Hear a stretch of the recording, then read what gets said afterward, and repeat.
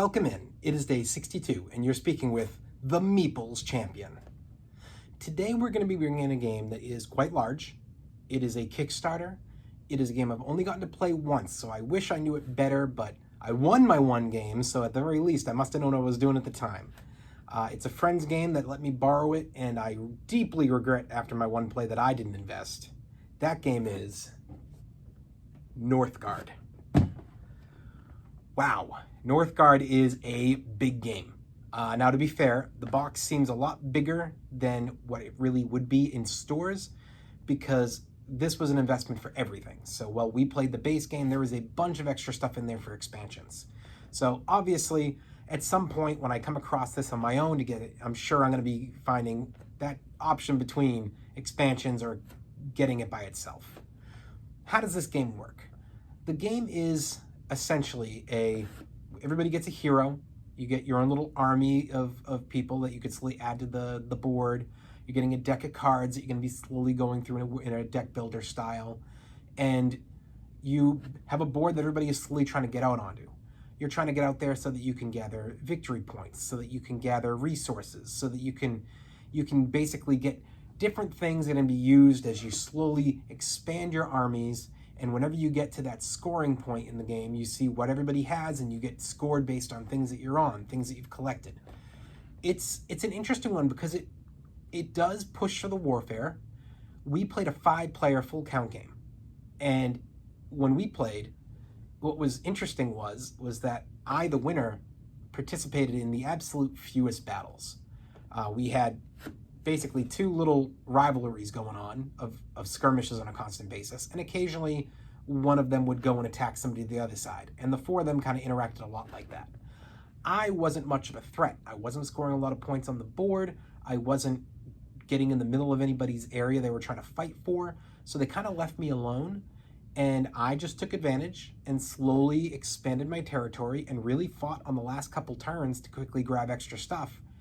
And all of a sudden, everybody realized, wow, we've scored really well in these rounds, but in this big final scoring, he has the hugest amount of territory.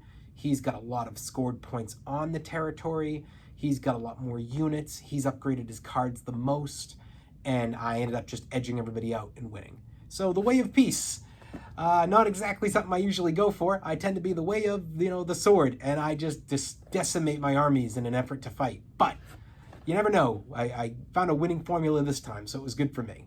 So, what do we think about this game? I'm going to try to get as many pictures up during this video for you guys because there's so much of it, and having played only one time from my own perspective, I can't talk a lot about the gameplay. So I'm hoping to get a lot of pictures out there to show you the different factions, the types of cards that are in this game, the setup of the board, and what exactly this game really entails for its visual. But as far as my recollection when it comes to the 7 categories, let's try to talk about this. First and foremost, the art. The art is really nice. I'm actually impressed by this particular box. You'll notice the name isn't on the box here. You get it on the side, but not on the front. And I'm finding this is becoming a little bit more of a common theme. For any of you who have decided to invest in the latest Kickstarter for the West Kingdom games, you'll notice they have an upgraded box that fits all the expansion for each game into its box, and there's no name on the front of that either. And I think this is something companies are starting to realize, hey, for the big box, let's make it really be that these people who are investing may not want that. If they want a display like I do, they can put the box on its side and they can see what the game is. But if they want to put it up top, like I like sometimes with a game, put it up front and have that picture actually be prominent and have it almost feel more like you have a piece of art hung in your house. I think that's cool. I give them a real thumbs up for that. Everything about the art in this game is great. It's a thumbs up for me. Your components. Components are fantastic. You have your minis, which are really good quality. You have great cards. You have your board, which is a nice actual piece of cardboard. You have so many pieces to this, and I feel like these guys went all out. I know the reason I didn't back it, because I was unsure if the game would be good or not, was it was very expensive because of all of that basically top notch when it came to components. And I mean, it worked for me. Not only was it a great component, but it all helps sell the theme. Thumbs up on the components. The price. Now, again, this is a fully upgraded, expansions included game. As of now, Northgard is not available in retail. It was just delivered about a month, maybe 6 weeks ago. So this is not something that's going to be on shelves yet. That being said, this one probably went for, I believe, over 100. It might have been close to like 120, 130 for this big copy. When these get to stores, we'll have to see what's included in the regular game and how much they charge. But for the current cost, well, I myself would jump at it if it was out there again. The average person, I think it's too much money, even though you're getting an insane amount of game in there. Is it worth it dollar for piece? Yes. Is it worth it when you look at a box for $120? No. Nobody should be paying that much. And I don't think anybody in a game group is going to want to group invest in this because it's only for your game group. And unless you're playing this game on a regular basis, I just don't see why you'd want to have 5 people drop, hey, let's drop $25 a piece, pick up this game, put it on somebody's shelf that nobody can use outside of game night and play it once or twice a year. I don't think that works for me. Me and my group, I think we'd get this to the table 5 or 6 times in a year. And I think that if I owned it, I would definitely be able to find family and friends who would consider to play it outside of there. But that's me, that's not the average person. So it's a thumbs down when it comes to the price. The difficulty. This wasn't that difficult. It's big, and there's a lot to it, but it wasn't that difficult to learn. I mean, you've got your pieces, so it's, area control. You've got your cards, so it's deck building. Your cards are very straightforward on what they do. You're slowly adding to your cards, and you get your round markers for knowing when to score. Now, there's extra stuff there, but that's essentials. Those are what you really need to know. And when I went over this and played it, and when I look at it, I say an expert, they're going to love the game. They're going to know it right off the bat. An experienced player is going to love the game. They're going to know it off the bat. A beginning player is going to look at this game and get really excited, really intimidated, and then shockingly, they're not going to take long to figure it out. You'll know what you're doing before the end of the game. And if you can do that in your first play of this, that's a huge for me. I don't recommend it for kids. I think that they would get excited by it, but I don't think they're going to get it right away. But I think beginning players can, so it's a thumbs up. Replayability. It is a big one. So there's the question of, can you play it multiple times in a day?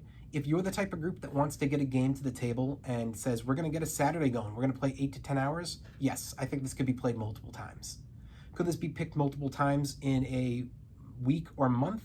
I don't think in a week, but I think in a month, yes. For my group, I think we could easily pick this twice a month. And when I'm thinking about it for a year, all it needs is 2 to 3 plays to be worth it for me, the way I play games. And I think this game could easily get to the table, 4 or 5 times in a year. I think that's very reasonable. So it's a thumbs up for replayability. Your keys to victory. Now, again, I've only played the one time, so I don't really know yet. I see that there's the fighting, that there's the collecting of cards that are worth points, that there's spots on the board that are going to pay out for the individual rounds, that there's the end of game scoring. I see the keys to victory. I just don't know if there is one that is clear-cut going to destroy the others. From what I saw, I don't think there was. I think the reason mine so happened to win was because everybody was so busy fighting each other and ignoring me that they allowed me to go grab stuff I shouldn't have been able to get. And had it not been that there were 4 aggressive players, had there been 3, then it might have been a little different, because I might have had to compete with that for that other person. Or if those 4 aggressive players had actually taken a moment to say, we need to close his borders down, and the 4 of them really hit me for a round, then that may have also messed up my strategy. So I do think that there are keys to victory and that there's not a clear-cut ahead of the pack one yet. But this might get back to another review next year where I'll follow up after multiple plays and let you know if I see that it has had something jump out to me as this is too powerful or this is way too weak. For now, though, it's a thumbs up. And finally, unique. Is this game unique? I think it is.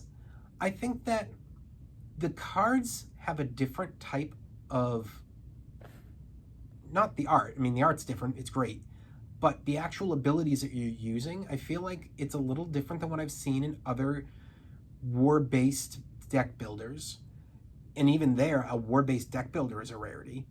The movement, the board, the fact that you have heroes and that you also have your little warriors and that You have a die for fighting, and then there's a lot that comes into play here. And I think that they do a very good job of balancing a bunch of things that up until now, I don't feel like I had seen a game that would be categorized as a warfare game. You know, essentially a newer, better version of Risk in a way. A lot less armies, but still that concept of moving, conquering, area control, fighting, mixed in with a deck builder and with a little bit of dice rolling and with a hero-based game. It really does it for me. I'm sure there's something that's probably pretty similar out there, but for me, I've played a lot of different games in those categories, and I don't think of one that stands out like this does. So thumbs up on Unique. Well, overall, what do I think? I think this is an absolutely fabulous game. As of now, it is just south of Cthulhu Wars for the regrets of not having bought via Kickstarter. Those are the two games right now that I kick myself for not investing in that I thought of at the time. And do I think everybody should play? I think if you're into a bigger game, a little bit of a longer game, if you and your group like to play 4 or 5 player games, if you like a warfare game, then this is an absolute play. If not, if you're just an occasional, it's still worth a play. But if you're not into that size or that style game, then no, this is not going to hit for you. Do I think it's a must buy? Absolutely not, but I do think that it's a consideration buy. Well, that's just my opinion. Overall, it's up to you to decide what you think. Today has been day 62, and we have been talking about Northgard, and you've been speaking to the Meeples champion. You can like, share, subscribe, and check down below in the description where I'll be adding in a link if there's one for this in Amazon. May take a while before it's out there, but when it is, I will add that down below. Thank you for watching. Check back in with me tomorrow.